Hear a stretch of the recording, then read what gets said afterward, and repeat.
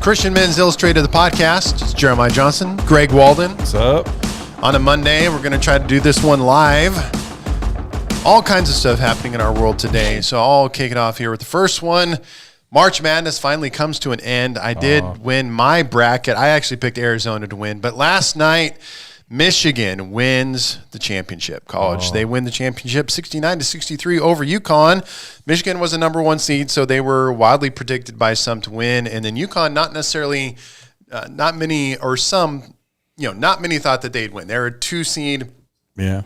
It's not like people didn't think they were going to make the Final Four, but to win the championship. And so now the big story is not only does Michigan win, but the Big Ten is dominating because Indiana wins the college football championship. Now Big Ten wins the men's basketball championship.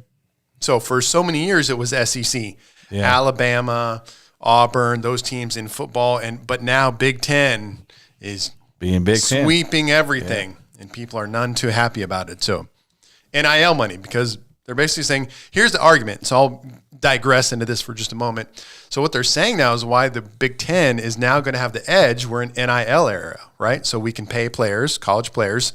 So the Big Ten schools are more higher academic schools. Oh, they have more money. The alumnus graduates typically make more money because they're higher level academia. They get into whatever. So now they have more money. So guess what? The SEC, I'm being mean to some people, like they're the podunky, like less educated, not as rich people. So it's basically like there's more rich people in the Big Ten than there are in the SEC. Now you can pay players. Now who's going to win the championships? Right. I mean, all the population, New York and all, the Northeast has a huge population, and obviously, economy up there has more people paying it. So it's going to be. And they're big schools. These are again. I'm Big Ten. So I didn't go to a Big Ten school. I went to a school called North Central University in downtown Minneapolis, right next to University of Minnesota, which is a Big Ten school. And man, I'd have to go there to the library every once in a while, and those are like small cities. Yeah, wow. Because I don't know how big University of Minnesota is, probably 35, 40, 50,000 students and all these. So you got all these Big Ten schools that are. Yeah, I went to DeVry, so it was like really small.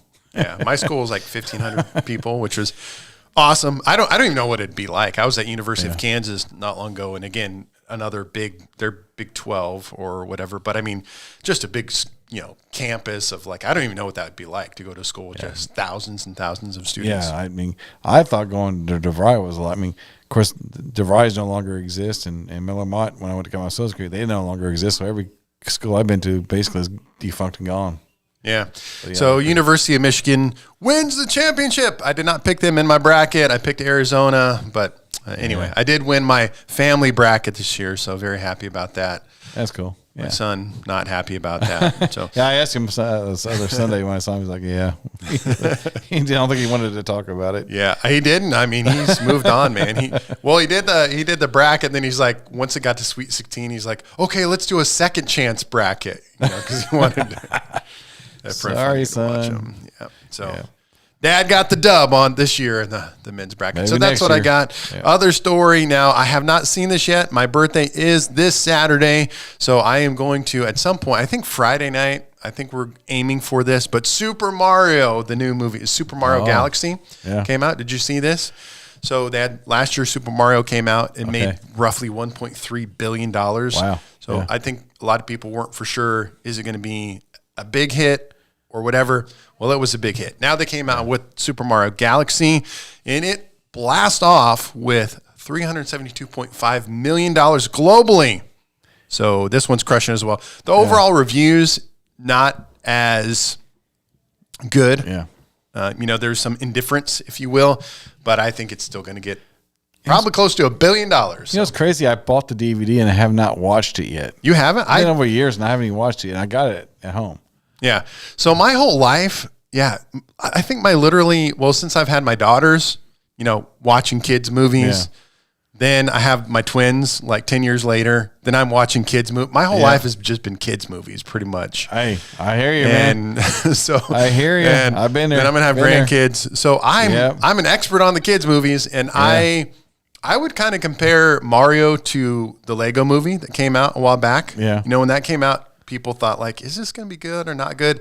And it ended up crushing it, and good storyline. Dude, I love the Lego Batman movie. That was awesome. That was a good one too. Yeah. The Lego movies were great, you know, because you kind of watch, you know, again, previews do tell a story. Super pumped about He-Man and the Master of the Universe. So you can watch some of these previews and be like, get a feel, but they can be deceptive. You know, Did you sometimes watch the extended He-Man trailer? yes, Yeah. I'm stoked about it. I had some of the review guys that I like that I watch on YouTube. They're like, I don't know, it looked kind of Netflixy. I'm like, what are you talking about? I thought it looked great. Yeah, it does look like a pretty good movie. I think so. So anyway, back to Super Mario Galaxy. Didn't dissuade mass audience buying tickets. You know, made a bunch of money, and it's well on its way to $1 billion. Like I said, didn't get the overall best reviews, but I'm excited to see it. I'm sure it's going to be great. And again, these are the movies that do the best. Just good, clean family movies. It comes out on your anniversary, though, right? He-Man. Yeah, I'm talking about He-Man. Mario's Yeah, okay, brother, okay, Galaxy. okay. So they said, nonetheless, even if you don't necessarily love the Super Mario Galaxy, it does make a lot of fun, cute references, you know, nostalgia. So it's not only for the kids, but for dudes like you and I that played Super Mario back in the day, etc. He-Man, played He-Man back in the day, too. Yoshi will make his appearance. There we go. So that's my stories for the day. Awesome. All right, so speaking of shows, yesterday the Mall Shadow Lord came out on Disney Plus. The Mall series started with 2 episodes, and it's Darth Maul. Yeah, okay, on the Disney Network, which I canceled, so I don't have it right now. Yeah, it premiered yesterday. Had 2 episodes, and it was really good, really good. And in fact, it was. Is this animated? Yeah, it's like the animation. It's like if you watch the original Clone Wars, it's like that kind of animation from the original Clone Wars. I thought so because again, I have some YouTubers that cover movies that I pretty much watch a lot of their videos, and I saw that they just came up with Darth Maul. It's called Maul specifically, yeah, it's right? Maul, and then Shadow Lord is the kind of the subtitle. All right, back to you. Sorry. So basically, it happens right after the Empire takes over. He's basically running a criminal syndicate type thing. He's kind of starting off in the shadows. He's running a criminal syndicate, and I this is probably one of my pet peeves about the latest Star Wars. You know, is he always end up having the main character with a tag along. Okay. You know, you've seen it with Mandalorian, Grogu being the tag along. Obi-Wan, so Maul is the main character. Maul's the main character. And then, of course, during the first 2 episodes, spoiler alert, there's a young Jedi he ends up, acquiring. So now it's going to be another tag along. It's like they just love this tag alongs. So that's kind of like my pet peeve with the latest. I mean, all these tag alongs. Like, why do they need to have a tag along? It's like just make about the main. So, anyways. But it's not bad. It actually scored 100% on Rotten Tomatoes, which is a very rare. He actually so it actually did pretty good on Rotten Tomatoes. He's a great looking character. He's a great looking. Well, what's interesting, guy. Yeah. If so is he a good guy or bad guy? Oh no, he's a bad guy. Darth Maul's a bad guy. He was introduced in obviously the episode 1 Phantom Menace. He killed Qui-Gon, and of course at the end of Phantom Menace, Obi-Wan kills him. He slices him in half, and he goes down the reactor tube. I remember that. Now, what happened later is that George Lucas didn't realize how popular that character would become. And he's like, man, I wish I wouldn't have killed him off at the end of episode 1, but he already did. So he's like trying to figure a way to bring him back. So in the Clone Wars, they bring him back. He can always come back in the movies. So, remember General Grievous, right? General Grievous. Yes. One of the ideas was to make General Grievous as a reconstructed Maul, but that didn't pan out. So, but anyways, they brought him back in the Clone Wars, and he's kind of been he's kind of like he was kind of rejected by Darth Sidious because he used to be Darth Sidious' apprentice until he was killed, and then Count Dooku took his place. And then during the Clone Wars, obviously Maul kind of popped up a little bit, and Sidious didn't really like it. And Sidious went and confronted Darth Maul, killed his buddy, and then supposedly after, according to the comics, he took Darth Maul to Count Dooku's fortress and imprisoned him there and all that stuff. Then he was able to. Then the Mandalorians came and freed him, and then he's kind of been running the criminal syndicate ever since. And this is where the story picks up. He's basically behind he's in the shadows, running this criminal syndicate. Oh, Maul, you bad guy, you. Anyway, cool. I'll check it out. Probably I noticed when I order pizza on the Casey's app, which is like once a month, it offers you Disney Plus for like $2.99 for 3 months. That's when I've done it. So if that does it, if I order Yeah. pizza and offers it to me again, I will. So Probably do it that. goes from now, and then the last 2 episodes come out on May the 4th, which is the Star Wars holiday.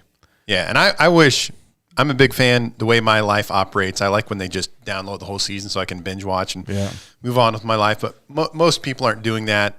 Those kind of things. Wait to do your subscription on May the 4th. That way you can watch all the 8 episodes and you can binge watch. And that's all I got on that. And the second one I have, and this is kind of coincide with book writing. I know you've read some books and your wife's published some books, and I actually just completed my 4th book. And I'm doing a review. It's in review phase now, so they ain't been released, but it's in review phase right now. Okay.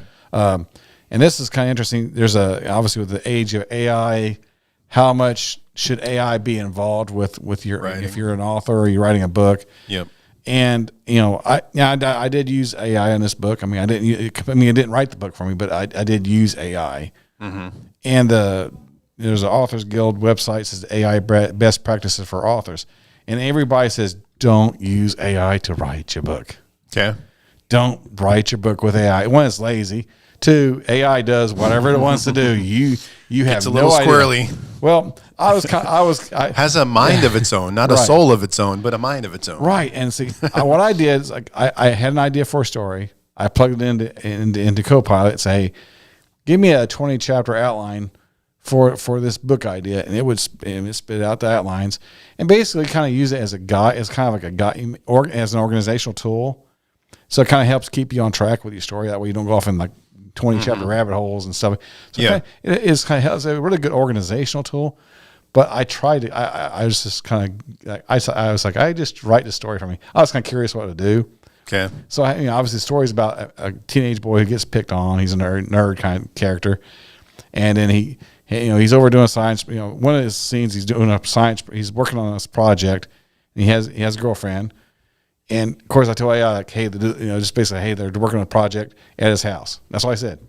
And so it's on this story. I'm like, oh boy, yeah. It's like they went up to his room, they turned off the lights. Oh no, AI, no, AI, no, AI. This is supposed to be a Christian book. No. Yeah. Oh my, yeah. So you gotta be. So yeah, AI will take liberties. So it'll take liberties. So you can't. Don't write your book with AI. I haven't used, in my writings in my master's degree, I've only used it for spell checking. I actually have Grammarly Pro. Yeah. So that would be the extent of my, I guess, AI use, because it's kind of like an AI tool, if you will. But I use it for spell check, but I haven't used it for like writing or ideas or anything like that. So anyway, I'm trying to keep my stuff as original as possible. But it's a great tool.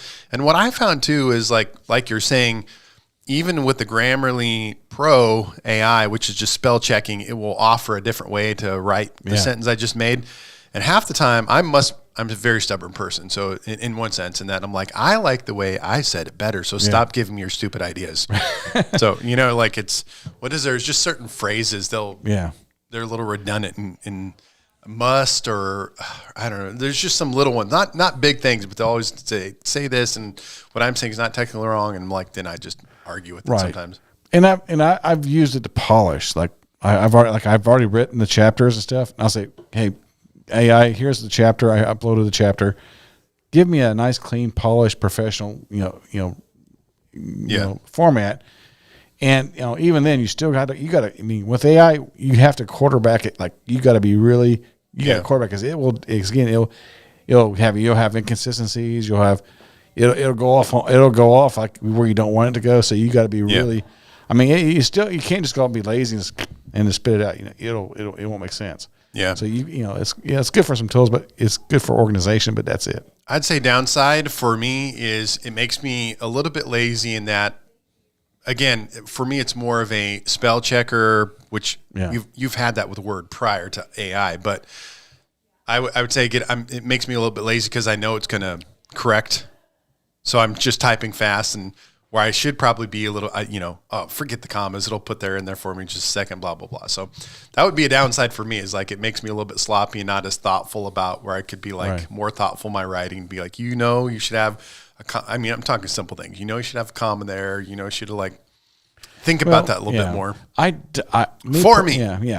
Me personally, I think if you use AI correctly, it's not bad.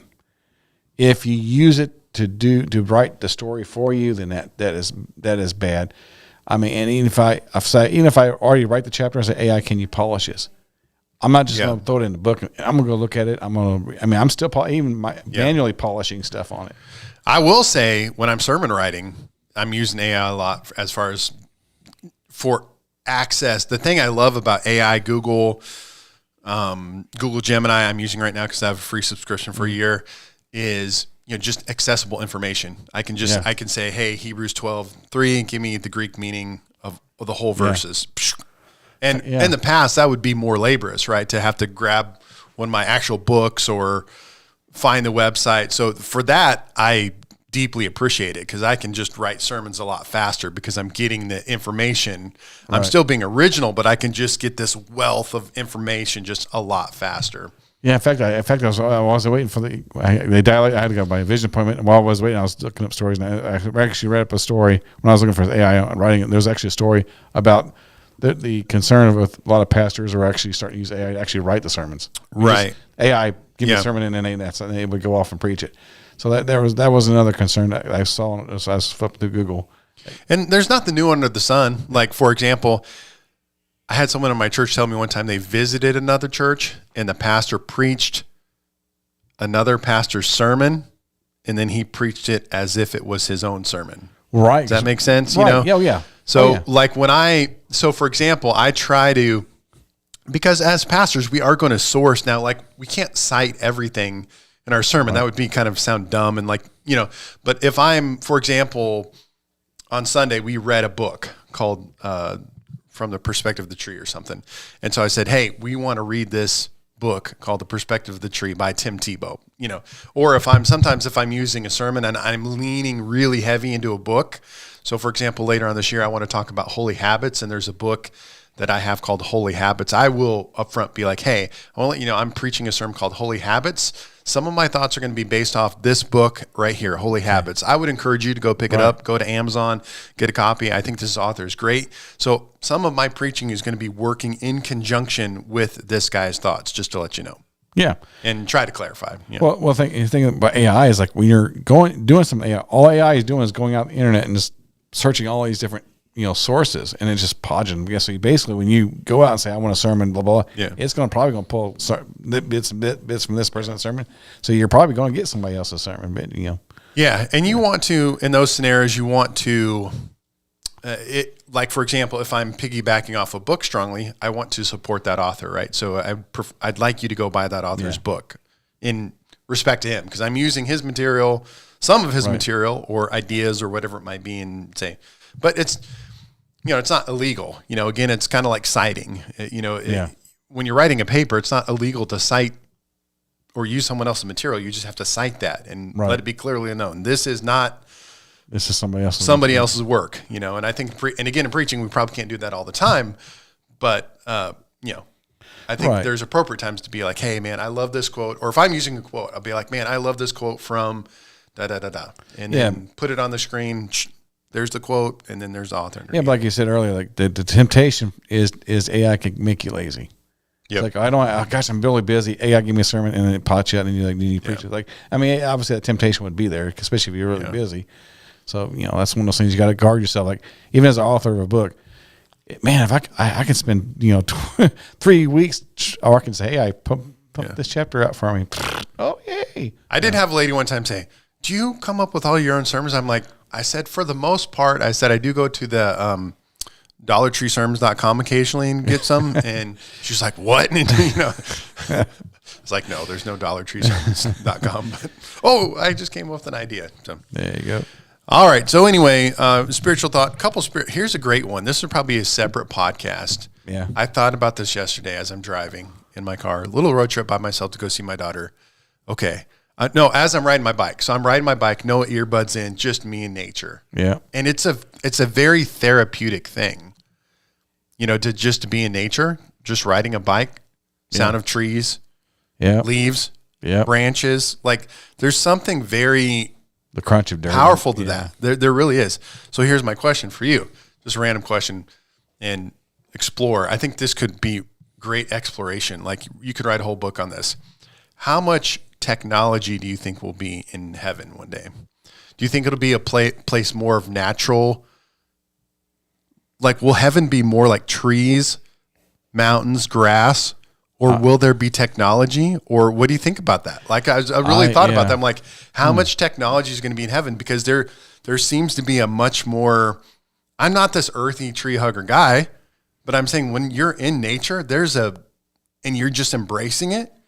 There's a feeling, there's a realness and a feeling to being in nature that seems to be better than our technological world. Right. Would you agree with that? I mean, when we get into the mountains of Colorado and you're just in it, it seems more real. Right. Yeah.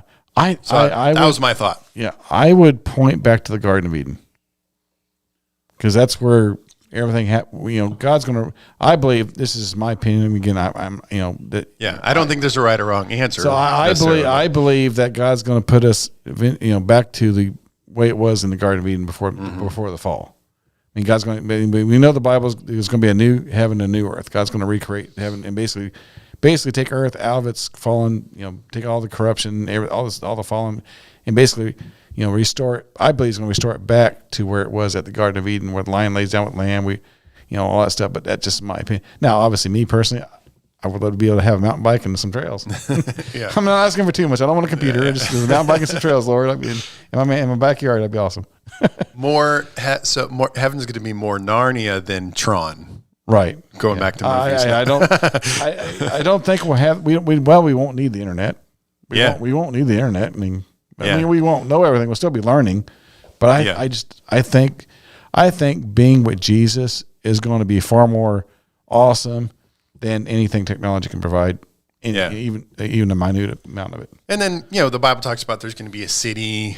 Yeah. What is that? I just thought it was, as I was just in nature yesterday, riding my bike in the peace of nature, is like, man, I wonder how much technology is going to be in heaven one day. Because this there's going to be gates, there's going to be streets of gold. This seems really awesome. Just being in nature, like it seems like such a peaceful, amazing place. It's more fascinating, right? I mean, when you see an ocean and a mountain, it's way cooler than an iPhone, right? I mean, and you see all this stuff with your visual eyes.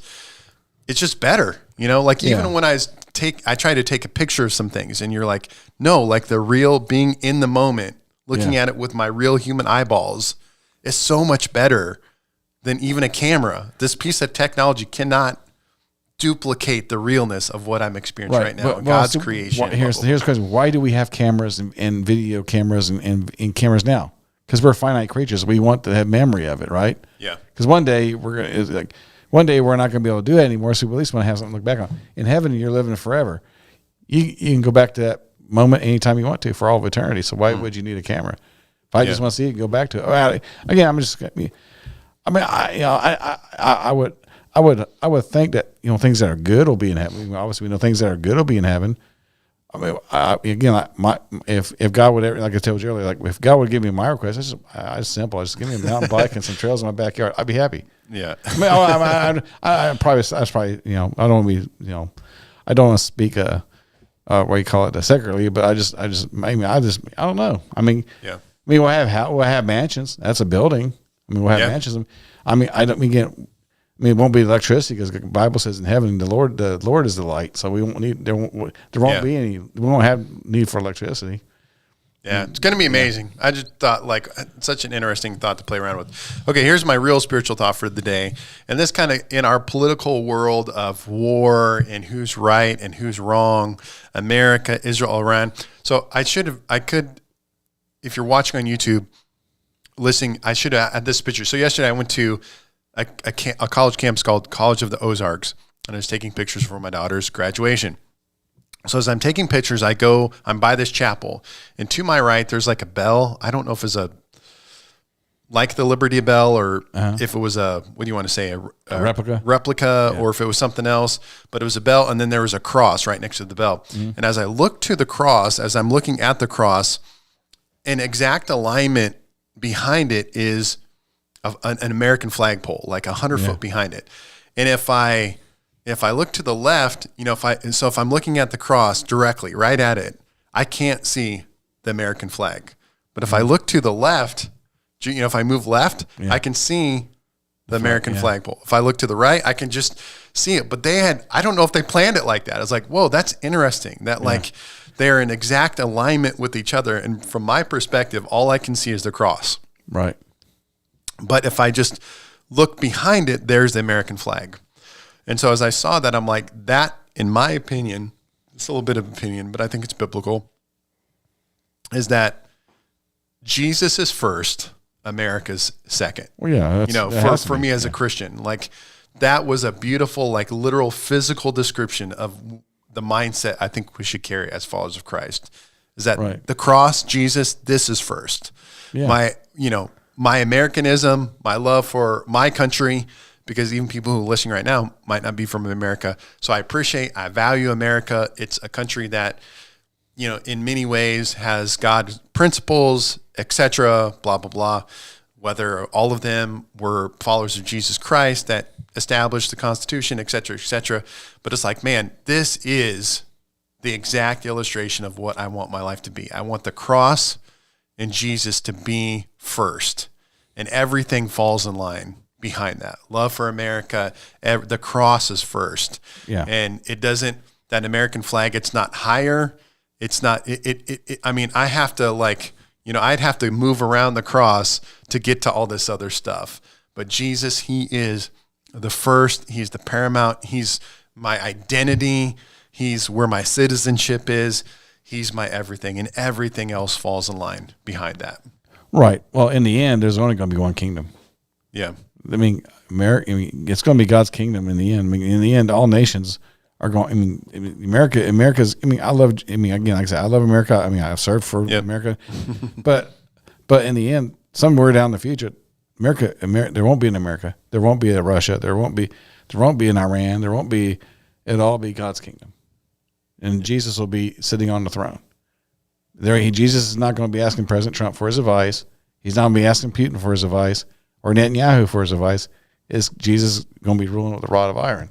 What he says goes, and there is going to be no vetoes or overrides, or it's going to be his kingdom eventually. And so, but so again, like I said, we as Christians we've been set apart from the world. We're set apart. Obviously we're still here. We still, we love our country, but our allegiance eventually, ultimately is to God, over man. America, I say they one of George Washington's first actions becoming president was take Congress to church. Imagine Trump taking Congress to church right now. Come on, Trump, that'd be great. But and a lot of people say, well, they argue, it's like, no, our country was founded on. Look at the ancestors. Our ancestors came over on the Mayflower so they could worship God freely because they were being persecuted in Europe. Yeah. And so their descendants became the founding fathers. And somewhere along the line, ever since the 40s and in the 40s and 60s, America has been turning its back on God. And right now, our country's gone crazy. It's like everybody's like, it seems like the lunatics are running the pan here. Yeah. But Psalms 9:17 says the wicked are turned into hell, and all nations that forget God, and that's America included. You forget God, and it's like we want the blessings, but you can't have the blessings apart from God. When America said in the mid 20th century said God take a hike, well, guess what else took the hike? The blessings. Yeah. So you see the demoralization, the country's gone into anarchy. It means like you got states and cities that are just in rebellion against the federal government. You have this polarization, this split because they've kicked God out of society. Yeah, the United States is the biggest exporter of filth and immorality in the world, and it's sad to say that. Right, and I'm not saying it because I love my country, but I have to be honest. We have to be honest. This country is so full of filth. Yeah, and the only solution for it is Christ and salvation. Yep, But like I said, we serve a powerful God, and he's going to be on the throne. He's been on the throne. No one's ever he's still on the throne now. Yeah. He's always been on the throne. He's on the throne now. He always will be. No one's ever going to kick him off the throne. Yep. Yeah. To me, I wish I could describe it for people. Just that visual that I had of just the cross, and then exactly directly behind it, the American flag. And then, if I looked to the left or right, I could see the flag, but the cross, the only thing I could see was the cross. And that firmly was placed directly behind it. And man, I'd like to think, I sure wish that would be the mindset of President Trump, of every cabinet member, of every senator, of every congressman, that they'd wake up. And here's the Bible verse. The Bible verse is Matthew 6:33. Seek first the kingdom of God and his righteousness, and all these things will be added unto you. I wish every one of them and myself that we'd wake up every day and look at the cross. We'd look at Jesus and be like, okay, Jesus, I'm looking to you first, and everything else is going to fall in line as I seek you first in your kingdom. And then I know everything else is going to work around that, but I'm putting you first. Right. And then everything is subsequent to that. Well, I also believe that while we're here and while God has us here, I mean, we're supposed to be salt and light to the world. I mean, a lot of Christians, they're basically closet Christians because they don't go out, they don't let their light shine, they don't let their voices be heard. And the Bible says, we look at the Bible says, if my people, and if we look at I can't remember what it said, if my people, and that's the predicate. If my people is talking to the church and Christians, this is who's it being addressed to. If my people who are called by my name will humble themselves, turn from the wicked ways, and seek my face, then I will reach down from heaven and heal their land. Mm-hmm. So we take the reverse of that. Why is the land in rot? Because my people are living in sin, they're being wicked, they're not seeking God, all the yada yada yada. And so you wonder why we look around, especially in this country where we're free to worship. We can come to church every Sunday without worrying about people coming, jackbooted thugs coming in, rounding us up and taking us up to the jail or the gallows. Yes. So why in this country, of all countries in the world, why is our country in such filth when we have supposed to be supposedly like 70, according to the Pew research, 70% of Americans claim to be Christian. Then why do we have all this filth? Yeah. Why? Yeah. If 70% of America is Christian, shouldn't this country behave like a Christian? But they're not. That means, obviously we know that 70% ain't, but I'm just saying that if every Christian in this country that are true Christians would shine their light like they're supposed to, you would see a lot of this filth and junk in this country go away. Amen. There we go, guys. Another episode in the books. Jesus first. Yes. No kings. How about one king? Jesus. Yep. All right, guys. We'll talk to you next time. Appreciate it.